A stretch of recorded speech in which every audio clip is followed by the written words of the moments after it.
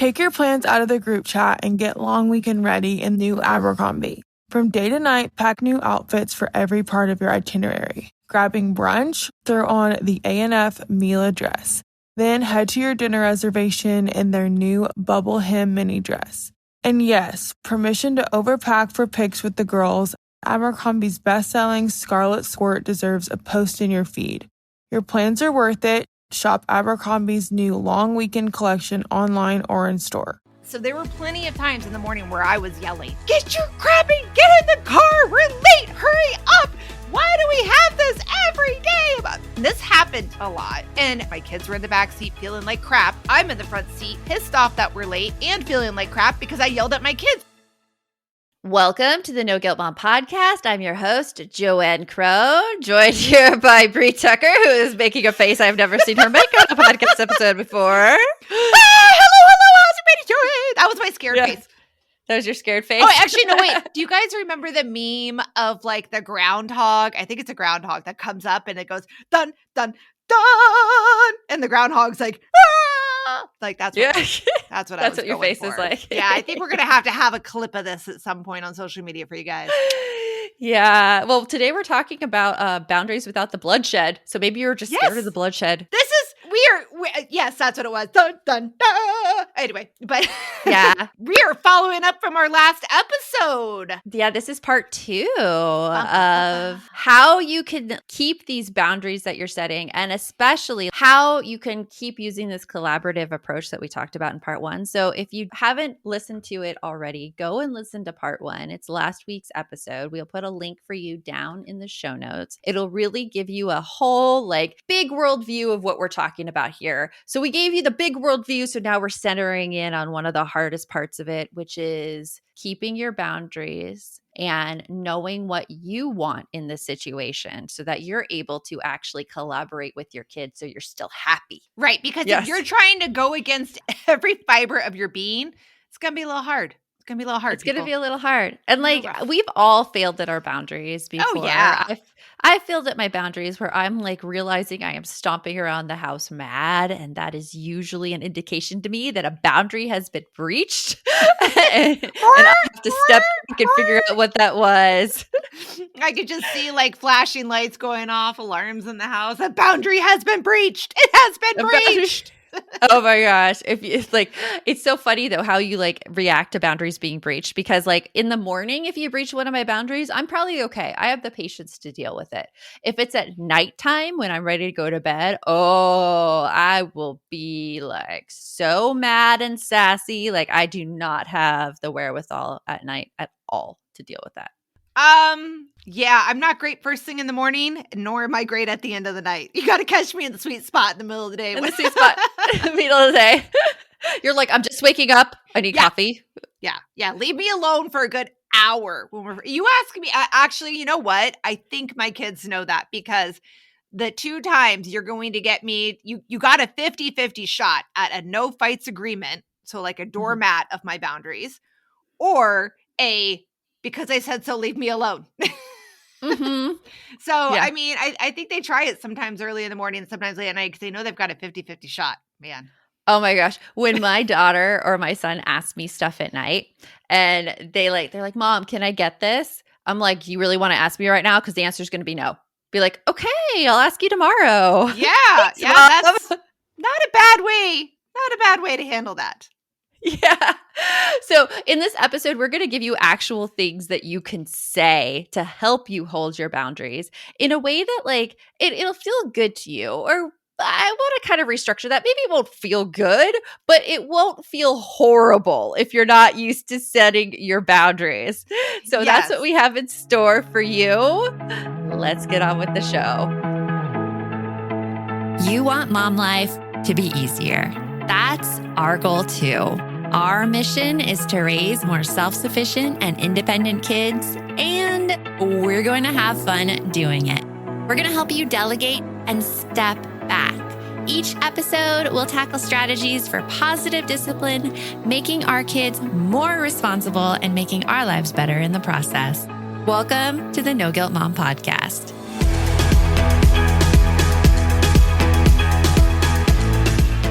Hey, Brie, part 1 of this episode, we were talking about authoritarian versus authoritative parenting. Yes.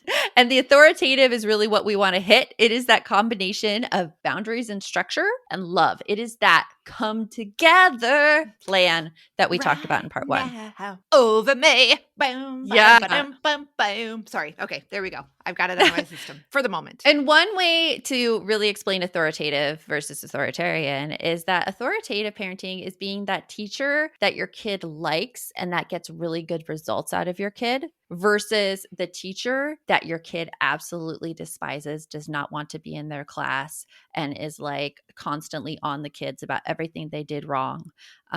And honestly, they're probably not getting the best results from the kids that way anyways, because authoritarian parenting tends to lead to a lot of sneaking around and because see if you can catch me kind of behavior. Yeah, because they're looking to avoid any conflicts with you because there are no conversations. It's always, this is my way. Yeah, I agree. I mean, when I had authoritarian things from my parents come down, I would look for the way I could get around it. Yeah. And I'm still that way as an adult. I mean, my parents don't try that anymore, of course, with me. But obviously, because I'm an adult. They decided once you had your own kids, they could finally let you live your own life. I'm joking. Yeah. It was before. Well, I mean, anything, and I don't know if you react this way too, Brie, or if you listening react this way, but anytime I'm told to do something, my immediate reaction was like, make me. I mean, just last night I was texting between you and Shayna on Instagram, and Instagram pops up, it is 10:15 at night. You might want to reconsider when you send this message. And I was like, I screenshot it. Oh, go look at your Instagram, Brie. It's there. Because I screenshot it, I circled it, and I'm like, you can't tell me what to do, patriarchy. That is interesting. Yeah, no, I don't have that same response, but I mean, I definitely do. Like, I don't know. I do sometimes, I'm guessing, but I probably do it in a different way. So yeah. But a lot of the times with authoritative and with what we're going to suggest to you, it's really not what you say. It's how you say it. Truth. Because you could get people and you could say things so like they basically the same message, but they're received in 2 totally different ways. So let's talk about some magic phrases, Brie, that we use and that other people have used too. One of those magic phrases is the in our family framework, which I myself don't use, but you use sometimes. Yeah. So like we were talking about that and we were like, all right, do we leave this in? Do we leave that out? Do we talk about it? And so I don't always use the in our family. The only time I could, maybe I do. Like a couple of things that I can remember in my house because we don't have a ton of rules. I'm definitely somebody that believes in like 5 or less rules. Everything outside of that is definitely, a conversation. But one is that we don't slam doors in our house. So that's about the only time I'll say it like that way, like in our house. I don't tend to say in our family. I think we should describe what in our family framework is because I didn't do that. Okay, let's do that. Like examples of it. Yeah. So like examples of it is like in our family, we speak respectfully even when we're angry. Look I'm taking the mommy voice that Kirk got out of me. I don't know if the Kirk episode is aired yet. It's Kirk of Calm Parenting. Actually, his episode already aired. Okay. So, for example, in our family, we speak respectfully even when we're angry. Or in our family, we take care of things. That's the mommy voice, actually, that Kurt called me on in episode 352. I remember that. I was like, excuse me, what exactly is a mommy voice? That would hit me. That's the mommy voice. I don't use that voice, by the way. But I say that when I'm saying in our family because you could tell I don't respect the in our family framework at all. And I was talking to Brie about this because we both agreed that there's a certain amount of shame that comes with using the in our family framework. It does. So if somebody was saying that to me, I think I would take it as they're trying to shame me and like as a member of the group. They're trying to point out that I am not living up to the standards of the group and without even attempting to understand why I'm reacting the way I am. Exactly. So that's why, like, the most I'll say is it, and I'm trying to think, like, and when the example I gave earlier was like, we don't slam doors in our house. Mhm. My kids almost never slam doors because that was always a thing with me. I hate doors slamming. Yeah. Not only for the property issue of it, but like also just because it startles me and I don't like it. So like if my kids were to do that, I would go up individually to them. I would open the door and I would say, we don't slam doors in this house. Mm-hmm. And then I would close it gently and walk away. Like that's the most I would do with that. Because again, like I don't want to shame them. They're already pissed. Nothing I'm going to say is make them want to feel any better. But I'm just going to remind them that you can be mad in your room, but don't be slamming stuff around. But like, I also want to point out though that you've had so many discussions with them about the slamming doors. Oh yeah. My kids are in their teens, so trust me, these conversations have been plenty. Yeah. They know it pisses you off. Yeah. And when you go in and you're like, we don't slam doors in this house, they're like, oh, mom's pissed off. I did something. But you're not yelling at them. You're not shaming them. It's like your way to show this is not cool. Yeah, this is not okay. Yeah. Yeah, exactly. The other way you could say it is the I understand and technique. This is great for kids. I use this a lot because as we said before with the R in our family, the thing that really gets it wrong is that you're trying to basically shame the person without understanding their point of view. Yeah. When you use I understand and you are validating their point of view and you are also setting this boundary. And a way that you could set this is like, I understand that you want to eat candy for breakfast. And I know that's probably going to cause you a sugar crash later on and you're going to be hungry. So you need to eat some protein with your breakfast if you don't want that to happen. Right. So that is okay. I'm really glad you did that because I wanted to articulate that you don't, if you just say, especially to a teenager, okay, guys? Because again, like that is the world we are living in right now between Joanne and I. If you were to say to your teen who is upset, I understand, and I still don't think that that's something that you should go and do. They would go, you don't understand at all. If you did, you'd say yes. So make sure you get that reflective piece in there. Okay, and I know that was a little mocky, and I'm sorry to my children for if I offended you with that. Hopefully they would see the humor in it that I was going for. But yeah, like you definitely need to give them that piece of reflection back. So that way, if you happen to not be understanding it, they could say why. Like, who knows? No, you don't understand. I want candy because I don't like oatmeal. Okay, well, would you like cereal instead? Okay. Great. Okay. We're in agreement. That's a great compromise. Yeah. Cool. Yeah, that's way better than a bag of gummy bears. Let's go. Yes. Well, we have a few other things that you can say to your kids, including one of our Balance members' favorite phrases right after this. Business taxes. We're stressing about all the time and all the money you spent on your taxes. This is my bill? Now Business Taxes is a TurboTax small business expert who does your taxes for you and offers year-round advice at no additional cost, so you can keep more money in your business. Now this is taxes. Intuit TurboTax. Get an expert now on TurboTax.com/business. Only available with TurboTax Live full service. This episode is brought to you by LifeLock. It's tax season, and we're all a bit tired of numbers. But here's one you need to hear. $16.5 billion. That's how much the IRS flagged for possible identity fraud last year. Now here's a good number. 100 million. That's how many data points LifeLock monitors every second. If your identity is stolen, they'll fix it. Guaranteed. Save up to 40% your first year at LifeLock.com/podcast. Terms apply. Look around. You can find cars like these on AutoTrader, like that car right in your tail. Or if you're tailgating right now, all those cars doubling as kitchens and living rooms are on AutoTrader too. Are you working out and listening to this ad at the same time? Well, multitasking pro, cars like the ones in the gym parking lot are for sale on AutoTrader. New cars, used cars, electric cars, maybe even flying cars. Okay, no flying cars, but as soon as they get invented, they'll be on AutoTrader. Just you wait. AutoTrader. So the next thing you could do to hold a boundary is not something you could say so much as something that you can think about before you set the boundary, before you, I want to say fight back against the boundary, but it's not really fighting back. It's more like, is this boundary worth it? It's the what can you control redirection.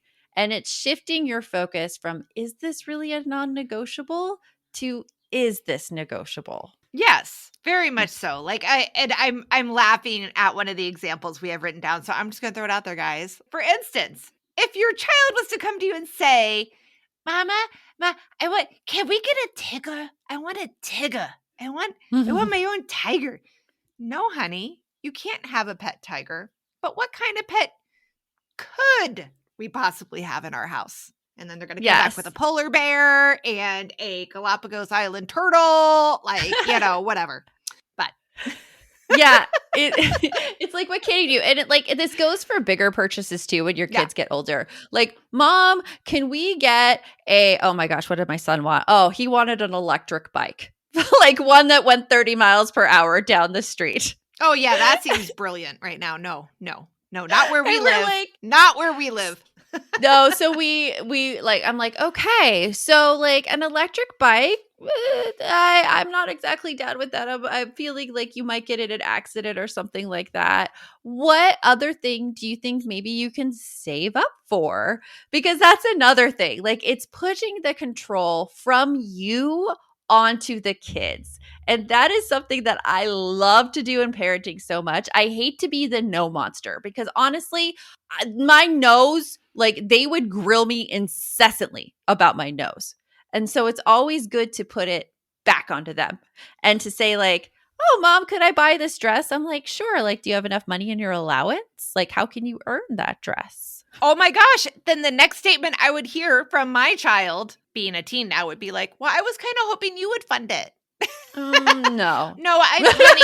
That's what I would go with a no. Honey, I'm funding the home, the food, the internet, the lights. Yeah. I think my funding plate's full right now, but what do you got on yours? Yes. It's the what can you control kind of thing. So see like what you can work with your child on in that respect, where a boundary doesn't have to be a no. It could be like, okay, let's shift this responsibility onto your plate instead of mine as the mom. Now, what do you say to people that say that that's being manipulative and that you're being controlling because you're just making them think that they have choices when they don't? Well, you can't do it if they don't actually have a choice. I mean, like, if there is no choice for them in the situation, then you can't use this technique. If you're not okay with them getting the thing that they want to get or doing the thing that you want them to do, like, then it's not a what can you control situation. It is a no, I'm not okay with that situation. Yeah, this goes back to that boundary. So like you have to ask yourself this. Like if they're asking for something and it's a hard no, a hard pass, like yes, a tiger would be a hard pass, but maybe you're open to other animals again. Mm-hmm. So then that can be a discussion. But if it's a hard pass for anything, then that's where it's like it's a no boundary. So yeah, just reminding you. Right now, my kids want a cat, and I am not ready to. Mine. Yes, I'm not ready to accept responsibility of a cat because of two factors. One, I'm really enjoying not having litter all over the house. It's really nice. And two, I'm really afraid my dog will do something to the cat. Like she hasn't done anything to our when we had a cat before. Yeah, she was great with him. But this is a new one. The cat was there when she got came. your dog. Yeah. I have those same worries with mine, and yeah. So right now it's a hard boundary, but man, it's a hard boundary. I get hit with that every day. I know every day. Like, how many times does a cat discussion come out? Like, how many times can they bring that up? I think we need to do a whole. Yeah, we need to do a whole episode about like pets and how to handle that.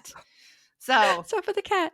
So this brings us to one of our Balance members' favorite things to use when setting boundaries. It's a good one. I use it all the time too. It is. And I had every time we run into an issue with kids not listening and not doing things, like for instance, not doing their chores, not doing their homework, not doing XYZ, not getting ready for school in time. This lovely trick comes out and everybody that does it has said, like, it helps immensely. It helps immensely because it's the when then. And a when then, it's not a punishment. It's saying stuff like, when you put away the dishes, then we can go get ice cream. I always say ice cream. Ice cream is my favorite thing in the world. But that's always the example that comes out. Or when you unload the dishwasher, then I will take you to school. Yeah. That works with my kids because they do not want to be late for school. You have to use something. It's not a punishment. It's not a consequence. When then is simply the order that you will do things in. It is setting a time boundary on when whatever needs to be done is done. Yes. And so another thing to want to kind of like point out is that when then is different than if then, especially because sometimes the if is out of the kid's control. So, and also when you say to your child, like, here's an example, like the dishwasher is my go-to as well. Let's see. Oh, I know, because I do this one a lot with my teens. So when you do your chores, then you can da-da-da-da-da. So like normally it comes to me with a request, like, hey, I want to go out with my friends tonight. Okay, when you do your chores, you can go out with your friends tonight. And that normally also is tied to a day of the week. They have to have their chores done by Friday. But if I say, like, if you do your chores, then you can go out, that's like having this like lack of confidence that your child is going to do their end of the bargain. And I can tell you from having teens, they pick up on that scent fast and they attack. They attack. They're like, they recognize weakness. Yeah. They're like, what? You don't think I'll do my stuff? I know what I'm supposed to do. Of course. Don't you trust me, Mom? Don't you trust me? Right? Of course I was going to do my chores before I went out. I know the rules. Oh, really? Yeah. It sounded like a moment ago you had your keys in hand and your purse on your shoulder as you were letting me know, asking for permission on the way out. Yeah. Let's turn that around again. Yeah, they definitely know how to work that. Yeah, but I mean, it works really well. Like, you've got a kid that like loves to play. Oh, I did this for my son. He loved to play Minecraft in the mornings, but he was always late getting ready.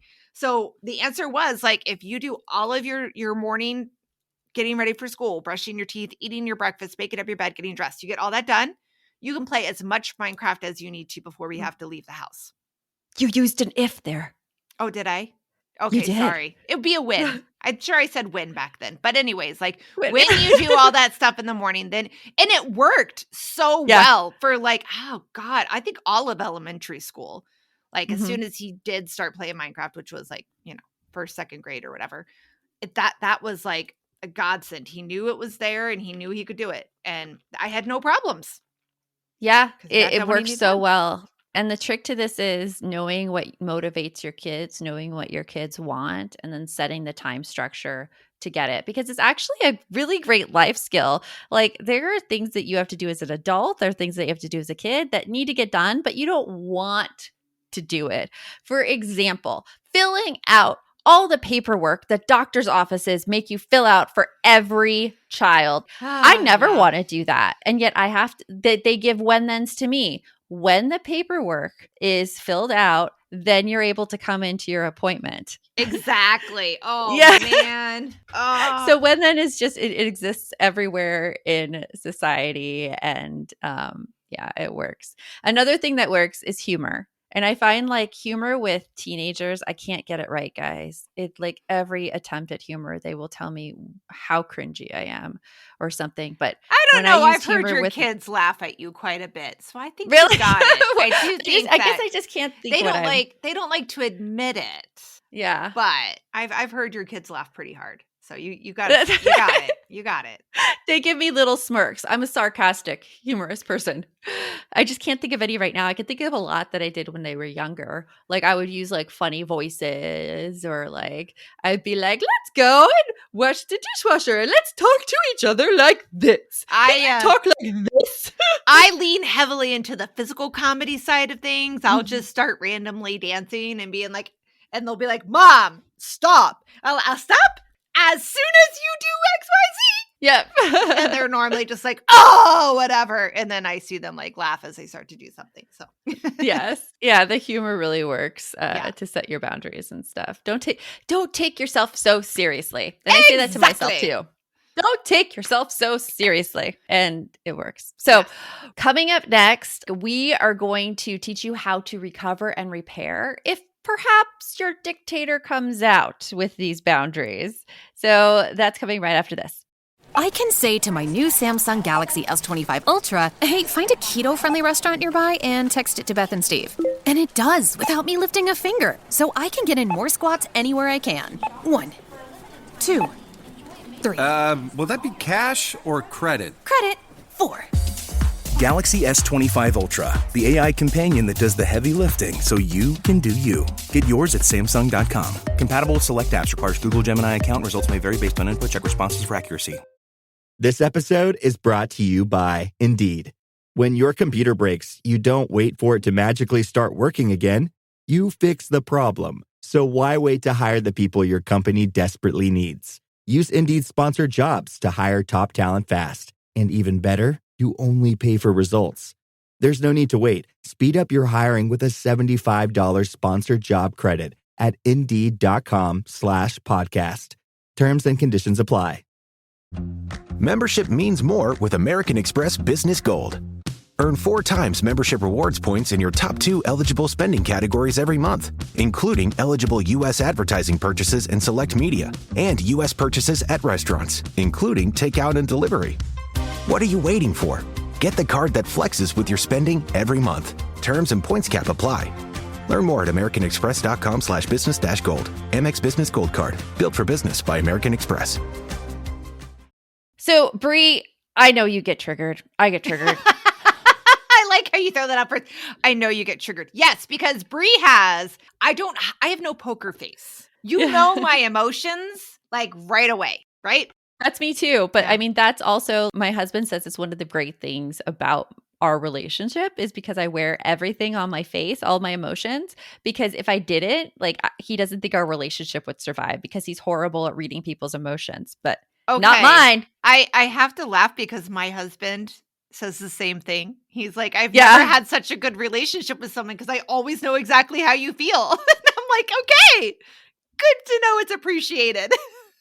Exactly. So it's good to know when you're setting boundaries and you're parenting, like what your triggers are, what can exacerbate the triggers. One of my huge triggers is when my kids are sick. Like if they're sick, if they're like having a stomach ache, if they have a headache, like if they're sick for a while and I don't know the cause, I will be completely on edge about everything. And I will go into like crazy mama bear moments because I'm just worried and I'm scared. Yeah. No, I think that is huge. Like for me, this is funny. My triggers are pretty much your common Holt triggers. Like if I am hungry, if I am mad about something else, like I am not good at compartmentalizing people. I'm just letting you know. I feel it and I feel it in every aspect of my life. If I am lonely, big one, tired. Matter of fact, if you get a hungry and tired Brie, I will be down to tears or raging screams. You never know. So my kids do know, like if I'm in a bad mood, they will say like, are you hungry or tired? And I'm normally like, I'm hungry and I need a hug. So anyway. It's true, but it's good to know these triggers because also like give yourself some self-compassion for these triggers as well. You are human. You are allowed to mess up. You're allowed to make mistakes.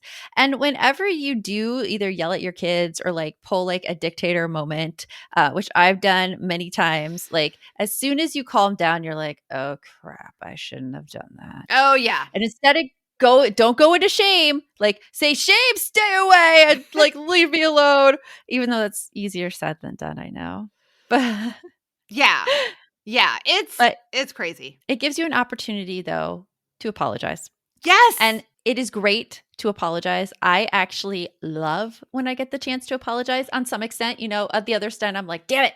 But on the other hand, I'm like, oh, okay, this is a really great way to show my kids how to apologize to people because they will need this skill in the future. Again, it comes back to, I feel like that is a bit of something that is hard to teach our kids these days, is that you can be accountable, you can make mistakes. Doesn't mean that you're weak, doesn't mean that you failed. It just means that, okay, I'm going to try again better, because like you said, nobody can be perfect. And I think that in this day and age, social media, television, the people that we have in our world that have platforms, there is this like image of perfection. And we know that that's not true. Nobody is perfect. And there's nothing more frustrating and irritating, I think, to me. That's a trigger for me, is when somebody won't acknowledge their piece. That is a triggering moment.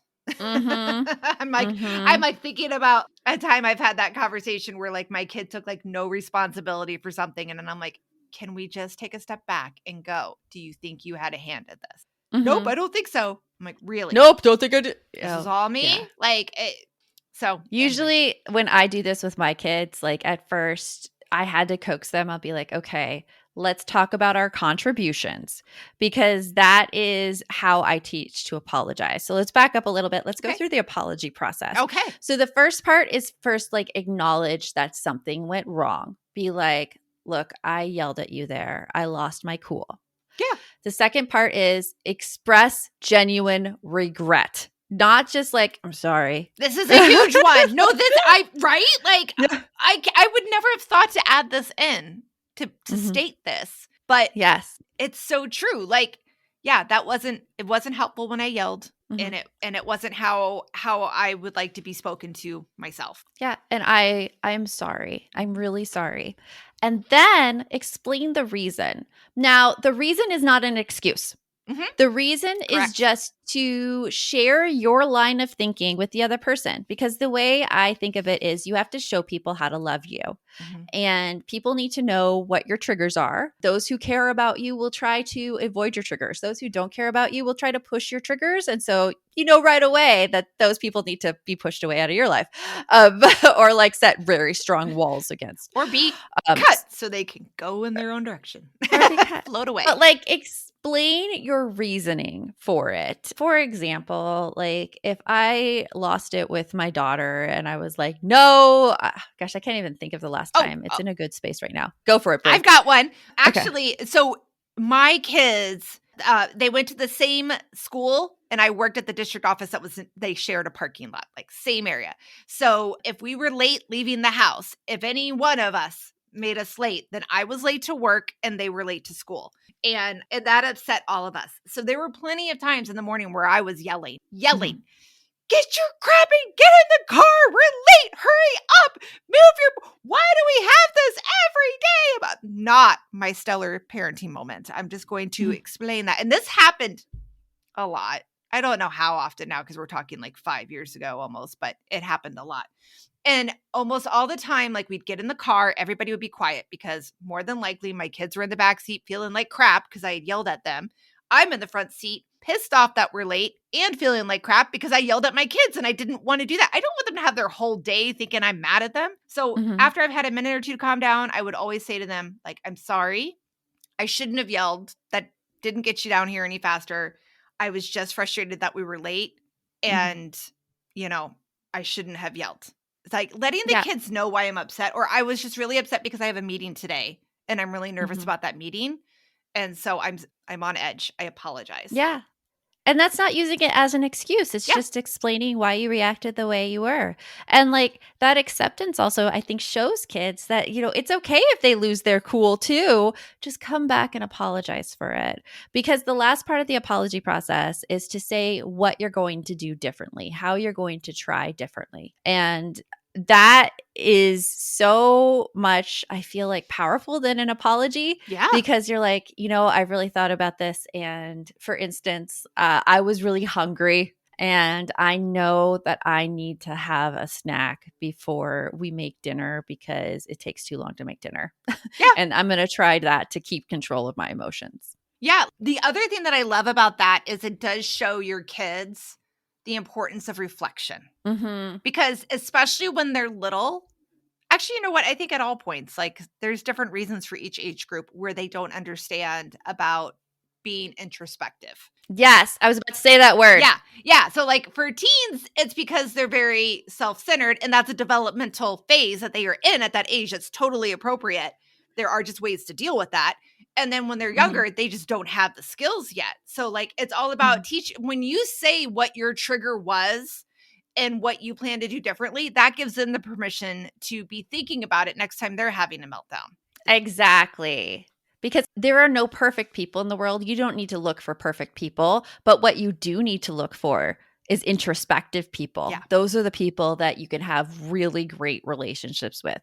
And when you apologize to your kids in this way, you are raising them to be introspective people because you're letting them into your inner world. And so they are noticing that they can let people into their inner world as well. Yeah. So just as a recap, the apology process: acknowledge what's wrong, like express genuine regret, explain. It's not an excuse, just explain what happened, and then say what you're going to do to try to fix the situation in the future. Yeah.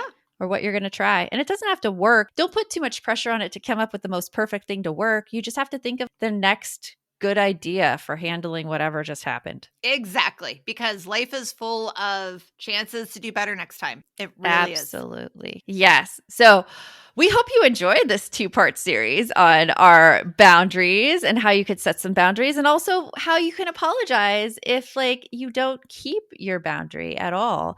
And just remember, like, we want to go through those key techniques we use with you. The understand and. Yes. The what can you control? Yes. What hill are you going to die on, guys? Come on. You can't control everything. Yep. When thens. That's our favorite from our balance members. The joy of humor and how that can break things down, especially when you do a silly dance. Yes. And then the perfect apology formula, how to do that. And all of this, like, you can find this in our balance framework. It is actually in our phase 3, Calm and Happy Parenting. And they all support that come together parenting technique, that collaborative approach. So this, like, I want to give them a challenge, Brie. Okay. Can we give them a challenge? Let's go. Okay. I want you to try using the when then language instead of no, and then come tell us in the No Guilt Mom Facebook group how it went. Go use when then and tell us how it went. And that's your challenge. So we have a link to the Facebook group right in the show notes. So make sure you go and join that. Yes. And then let us know how it goes. So until next time, remember, the best mom is a happy mom. Take care of you. We'll talk to you later. Thanks for stopping by. If you'd like to support the show further, you can share episodes with your loved ones, leave a positive review, or follow us on social media at No Guilt Mom. You can also show your love by visiting our amazing podcast sponsors. We have a link in the show notes. Are you a parent in need of a laugh and a little escape? Look no further. Parenting is a Joke is the podcast you've been waiting for. Hey, I'm Ophira Eisenberg. I'm a stand-up comic and parent. And each week I chat with one of my top comedian pals who, just like you, are juggling careers, busy lives and schedules, and raising a family. You can expect candid stories, hilarious mishaps that happen on stage and at home, and just a lot of laughs. There's no expert advice here. Well, actually, sometimes a good idea does sneak its way in, but mostly just pure, relatable fun to remind you that we're all in this parenting adventure together. New episodes of Parenting is a Joke drop every Tuesday, so tune in, get ready to laugh, unwind, and maybe even feel a little bit better about your own parenting. Because sometimes that's exactly what your therapist, pediatrician, and bartender ordered. Subscribe now on your favorite podcast platform.